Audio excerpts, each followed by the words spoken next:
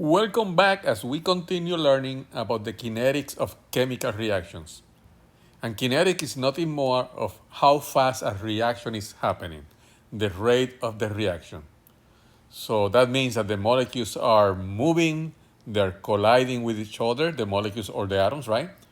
And they have to have enough energy so that those collisions make it all the way to the product. So what we're gonna talk about it on this part of the lecture is the energetics of kinetics.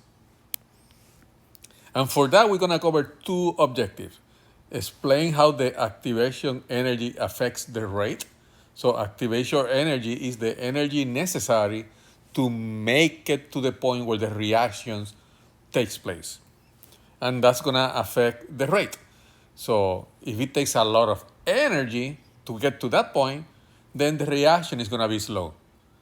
If it doesn't take much energy to get to that point, then the reaction happens really fast. So the amount of activation energy required determines how fast or how slow the reaction is going to be. And we're gonna see that we are gonna be able to relate the rate constant that we have been learning, the lowercase k, to the activation energy by means of developing an understanding for the Arrhenius equation. So let's go ahead and begin with the activation energy. So this is what we call an energy profile diagram. You may have seen this on General Chemistry 1, but not necessarily. It could be that you never made it to that point. In general, it's a graph where the y-axis is the energy, and the x-axis is just time as the reaction happens. So as the reaction happens, before it begins, the most important thing is that we need to know that we're dealing with the reactants. So this particular situation, what we have is this molecule transforming, so it's what we call an isomerization, transforming itself into a different molecules. Notice that for that to happen, this bond is gonna have to go. This is gonna loop around, and instead of the nitrogen connected to the carbon, now we're gonna have carbon connected to the carbon. So it's basically, it's like the bond breaks and it flips around. Obviously, on a chemical reaction, it's not gonna be that simple. The electron cloud and the molecular orbitals and so on are gonna be reacting all at the same time or being transformed. So how do we put this on an energy profile diagram where we have energy on the y-axis and time, or as time goes by, on the x-axis? Well, we will start by finding where the reactants are. And the reactants are gonna be right at the beginning. And at this particular time, these reactants begin at this energy. So this is the energy at which the reactant begins. And we don't have any number, we're just gonna compare one to the other. So the reactant eventually is gonna become the product, right? So as you notice, what we have here is the nitrogen. The nitrogen is attached to the carbon. On the other side, we're gonna see the carbon attached to the carbon. So we see how it rotates there. So how do we get to that rotation? How do we get to that point? Well, we get to that point through this transition state. We call that the activated complex. So at that point, the molecular orbitals and everything else, they are transforming. So it's kind of a point in between the transformation. So at this point, the bonds have already begin to break. The portion with the nitrogen is beginning to rotate. So a little bit more energy will cause this reaction to finish. So the energy required to make it all the way from the reactant to the activated complex is what we're going to call the activation energy. And notice that once we get to that point of energy, once we get to that level of energy, we began here and we went all the way there. So there's an investment of energy. Once you get there, a little bit more makes the reaction happen all the way to the product. So that's what we call the activation energy. It's the energy required to make it to the point where the reaction is almost happening, a little bit more push on energy, and the reaction will go forward. And when that happens, on this particular example, when that happens, then you get your products, and your products are going to be at this energy level. So if you notice, the product that results from this reaction, the energy value of those products is lower than the reactants. So that means that the change on energy for the reaction on this particular case is going to be exothermic.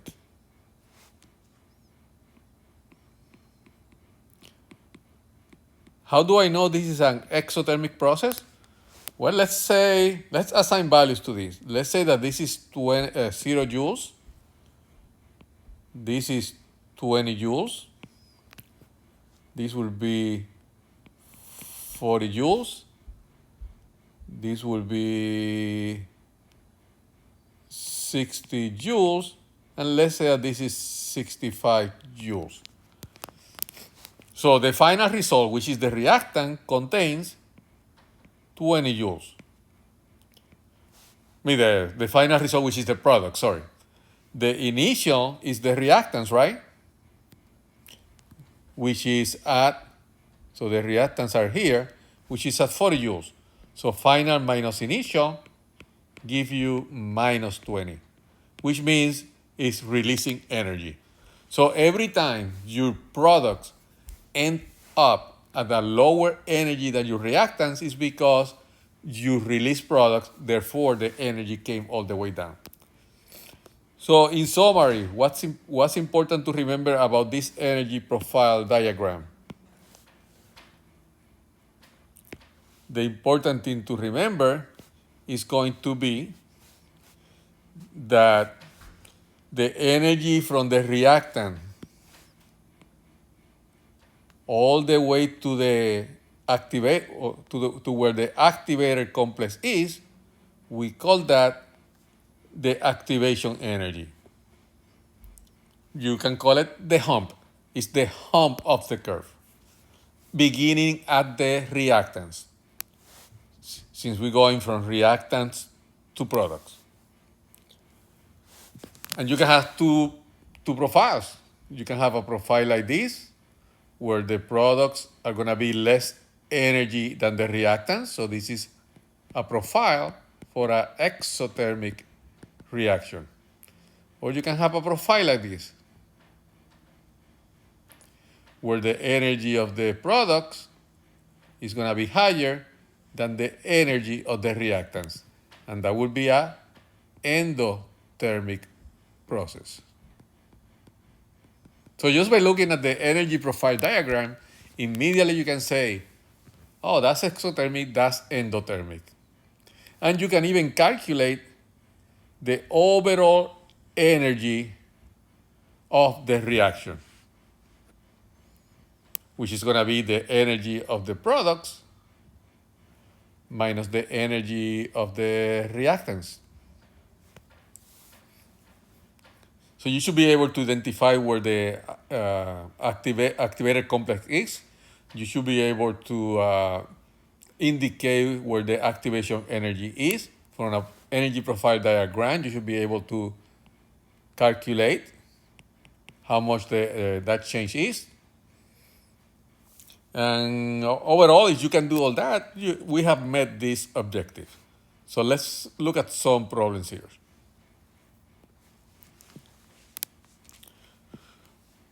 Well, not yet. Let's talk about a little bit more about that. So we have the energy profile diagram, which allows us to see the activation energy. And activation energy is going to be designated with something like that. That will be my activation energy. So we can relate this to rate. So how are we going to relate this to rate? By looking at the Arrhenius equation. The Arrhenius equation tells us that the rate constant, remember the formula for any rate equals rate constants times the reactance times whatever order that is, zero order, first order, or second order. So this rate constant that we can calculate by plotting the integrated rate loss data and finding the slope, that K can be related to these terms, in which one of them is the activation energy. This is going to be the temperature in degree kelvins. This is going to be the gas constant, which on this case is going to be 8.31 joules moles Kelvin. And we use this one because this is the one that has to do with energy. The other one that you know, the 0.08206, that doesn't contain energy units. So this is the one that we have to use with the Arrhenius equation because it's an energy constant. And then this is what we call the frequency factor. And this factor gives us an idea on the amount of molecules or atoms that are going to contain the necessary energy for the reaction to happen. If the atom have a very low energy, when they collide or they turn or something like that, that's not going to make it happen. So this number give us an approximate number or percentage of the amount of molecules that have the energy necessary for the reaction to happen. This whole area here, we call that the exponential factor because it's an exponent of E. So that formula can be manipulated like we did with the rate law to make it into the integrated rate law to make it look like this. And what's the beauty of this formula? This right here. We just make it look like a straight line, which means we can graph y versus x. So this is going to be my y, and this is going to be my x. So if I graph y versus x, that's going to give me my slope. So if I can find the slope just by measuring temperature and by finding K, that we saw we can do that by measuring concentrations and temperature when we were doing the integrated loss, then I can easily find the slope and I can easily find my activation energy, which is a very difficult property to measure unless you can do something like this. So that would be the integrated form of the Arrhenius equation. So that would be the Arrhenius equation. This is the integrated form, which gives us the structure of a straight line. So let's use it. A problem like this. The temperature dependence of the rate constant for a reaction is tabulated as follows. That basically means, by the way, I told you that the rate of a reaction never changes unless you change the temperature. If you change the temperature, then the molecules are moving faster, they colliding more often, and the reaction happens faster or slower. So the only time the rate constant changes is when you change the temperature, which is what we're doing here. So what this tells us is we did an experiment at 600 Kelvin, and that's the rate constant that we found. Then we did it at 650, and that's what we found. Then we did it at 700, and that's what we found. Does it make sense that the rate constant is increasing with an increase in temperature. Yes, an increase in temperature increases the kinetic energy, and the molecules are colliding and reacting more often. So it happens faster. So a 200-degree change in temperature in Kelvin causes this huge change on the rate constant, which is going to directly relate to the rate or how fast the reaction is happening. So what are we trying to do on this problem? We need to calculate the activation energy, and we need to find the collision factor. So activation energy, how do we find the activation energy? Well, we have the Arrhenius equation, which had the form of a straight line. So if I graph ln k versus 1 over t, I should be able to get my slope, and that would be my slope. And I know the value of R, so I can find my activation energy. So how are we going to do that? Well, here we have the value of K, but we do not need K because what we need is ln K. Here we have the value of temperature, but we do not need temperature.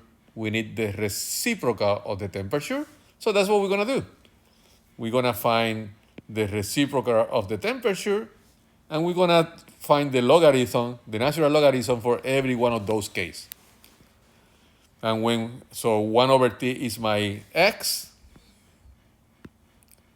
So this will be my x, and this will be my y. So now that I have those values, then I can do my graph. And this will be the graph that results from that. If I'm using Excel, all I have to do is ask Excel to give me my trend line formula. And my slope will show in there. If you don't have Excel, all you have to do then is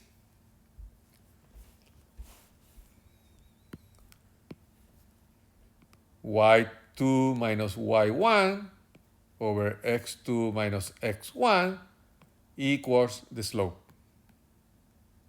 So just pick any 2 points that are part of the trend line. Find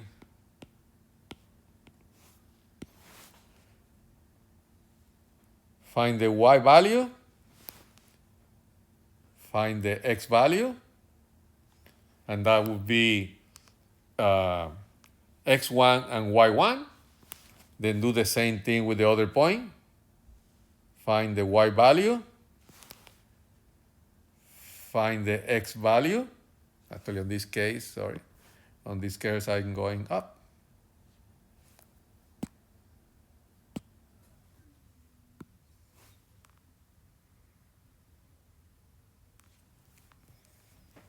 And once you have those two values, then you can find your slope. And once you find your slope, remember your slope is energy activation over R. So this is going to be your slope that you did by taking any 2 points on the line, or by using an Excel program or a graphic program. And when you do that, this is the slope you're going to get. But what you want is the energy of activation, so you multiply that by R, and you're solving that way for energy of activation, which on this case is going to be that value. So with 134.24 kilojoules per mole, you can get this reaction to happen. So that answered question 1. The other question was to find the collision factor. So how do we find that? Well, according to the formula of the line, ln A is nothing more than the intercept on x when y equals 0. So when y equals 0, the intercept on x. So right there. So whatever value that is, which is 0.0014, that would be like 0.00143. So it would be like 0.00143, something like that. You can do it on the computer and see it right away. So that would be, so remember the x is 1 over t, right? So if the value we have is 0.00143, then this is the same as 1 over t. So for us to find t, you're going to have to find the reciprocal of that. And that's what goes on this case. After we do all that, that happens to be 690 Kelvin. So now you go back to the formula. So the formula that we're using is this formula, but we're looking for the intercept, so y equals 0. So y equals 0. So the formula becomes this. Then I move this to that side. The negative is gone now. So this equals NA. So the only thing I have to do is to get rid of the natural logarithm by doing the inverse. Whatever I do on one side and I do on the other one. So EA over RT equals A.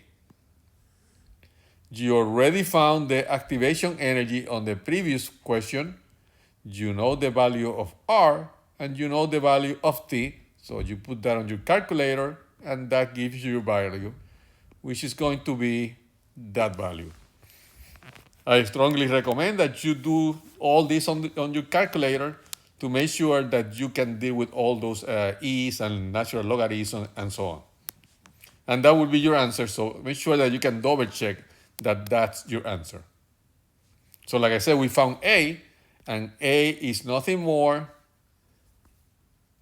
than the frequency factor, which has to do directly with how many molecules have the necessary energy to do an effective collision.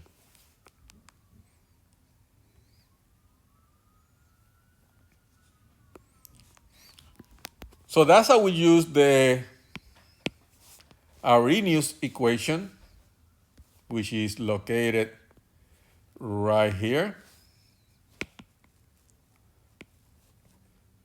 So like I said before, this is your Arrhenius equation, which can be manipulated to look this way because we really want it to resemble the equation for a straight line, which gives you the power of being able to obtain the slope by doing the graph.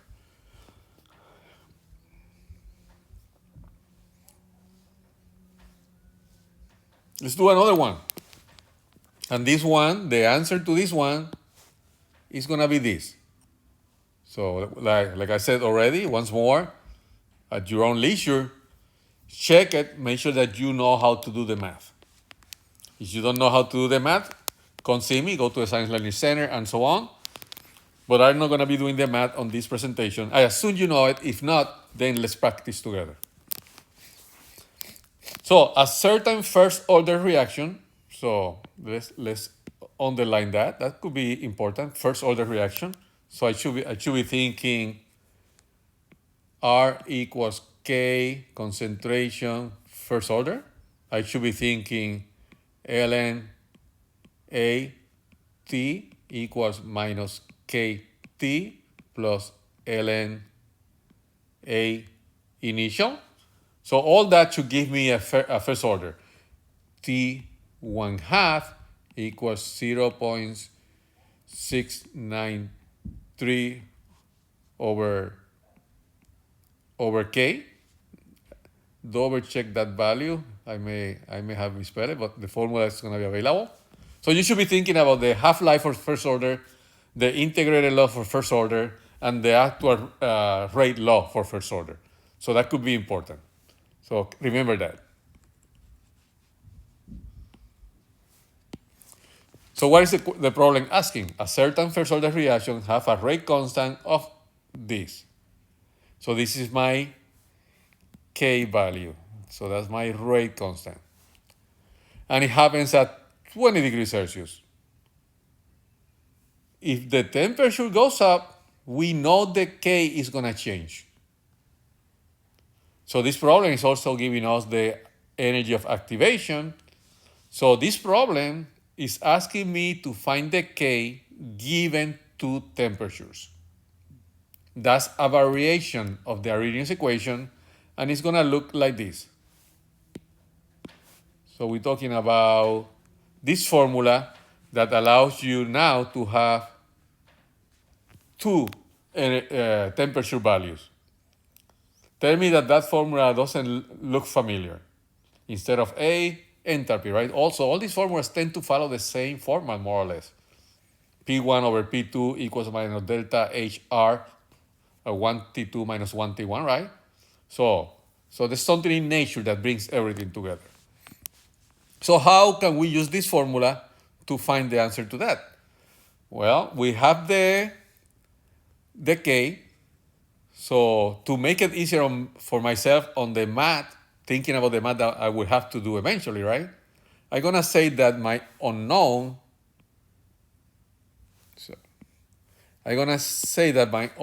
is this one. So I'm going to say my unknown is going to be K1. I want it on top. The math is going to be easier. So that means that this K2 is going to be 2.75 times 10 to the minus 2 seconds to the minus 1. First order, right? And K2 goes with T2. So this T2 is going to be 293.15 Kelvin, right? 273.15 plus 20. So all these temperatures have to be on Kelvin. And I know that my K1, which is the one I'm looking, goes with the T1. And the T1 is going to be 273.15 plus 60, which is going to be 333.15 Kelvin. And I have my energy of activation, which is 75.5 kilojoules per mole. So this is the only variable that is going to have units of energy. So there's no need to change it. Whatever you get came from kilojoules originally.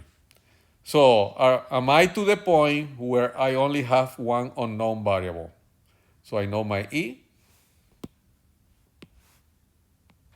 I know my R, right? 8.31. 8.31. Let's do this. This is important. So this is 8.31 joules moles Kelvin. You already know that we're dealing with kilojoules, right? Sorry for that. So let's go ahead and change this to kilojoules then, which is going to be 0.00831 kilojoules moles Kelvin. So from joules to kilojoules, we divide it by 1,000. So back to this. So we have the energy of activation, we have the R value, we have T2, we have T1, we have K2. So now it's just a math problem. Once we take care of the units, we make sure all the units match, like we just did with the kilojoules and the joules, right? Now it's just a math problem. You have all these numbers. So you just put that on the calculator, right? And whatever number you get, you're going to get ln K1 over 2.75 times 10 to the minus 2s to the minus 1 equals the number you just calculated. Then you do the e on both sides. That cancels that. This you could put on your calculator and get another number. And all you have to do, multiply by that, and you get your k. So once more, I am not going deep into the math. I'm assuming you know the math. If you don't, that's nothing wrong with that. But you need to come see me, go to the Science Learning Center, so we can practice one-on-one. So that's how we approach a problem like that. So with that said, here is your first daily work. Here is the formula, and here is the answer. Remember, double check that this is the answer you get to make sure that you understand the math.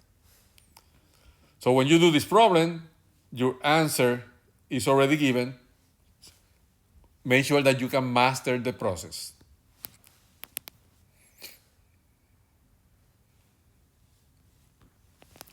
Another problem like this. So this one is a little bit different. So the gas phase reaction of this equation, so this is the reaction that is happening. So we have two reactants producing two products. It said that it have an overall energy change of minus 66 kilojoules. Minus means exothermic. The overall, the total energy after the reaction is done is going to be minus, so it's exothermic. So immediately I can be thinking about something like this. Exothermic. The activation energy for the overall reaction is 7 kilojoules. Activation energy is measured from the reactants to the activated complex, which is that is the symbol for the activated complex. And the activation energy is the energy required to go from the reactants all the way to the top of the hump. So it's telling me that the energy to go from here to here, so the change in energy equals 7 kilojoules. So this here is 7 kilojoules. Sketch the energy profile for the reaction. Well, we know it's exothermic. Label energy of activation, so done that already. And the change in energy. Change in energy for a chemical reaction is the same as the change on enthalpy of the reaction. I know that the change of energy is 66. So the change of energy is the difference of energy between the products and the reactants. So from here to here, the change on energy is going to be equal to minus 66 kilojoules. So I know that, and I know that. So is there anything else I need to do? No, that's it. So once more, having a negative energy told me that I need the profile of an exothermic reaction. From the reactants to the activated complex, that's my energy of activation. From the reactants to my products, that is my change in energy for the reaction, which is the same as delta E. So that's all I need to do on that problem.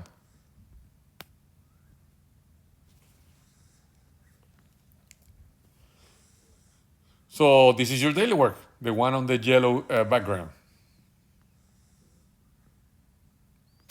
And this one is asking something additional. What is the activation energy for the reverse reaction? So the reverse reaction is nothing more than going from the product to the reactants, from right to left. Remember how we measure the activation energy going from reactants to product, right?